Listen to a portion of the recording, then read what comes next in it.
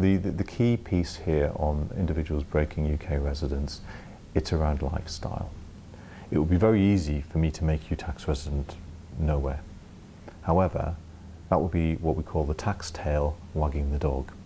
If somebody is leaving the UK with their family, with their business, we make the tax work around that, rather than the tax being the driver for every consideration of their life decisions.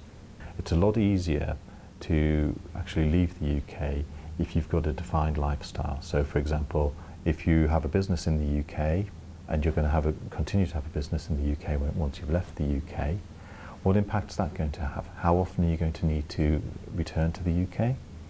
The other very common area is family.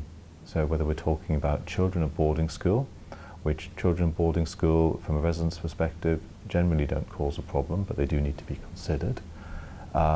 And the last consideration, though by no means least, is elderly parents.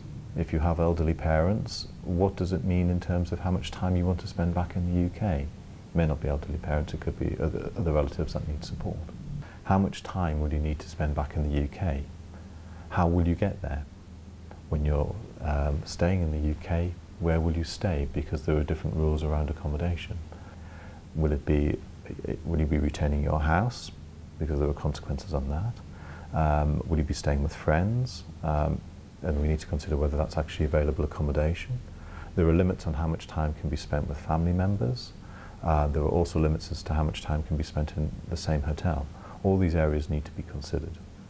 In that case, what we're saying to people is that they come to us and say, these are our circumstances, and it may be that we're tweaking bits around their lifestyle.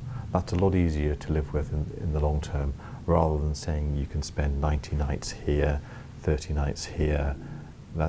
And that's generally the approach we like to take on residence. And a long time of dealing with people moving offshore has taught me that I shouldn't be the one driving the conversation.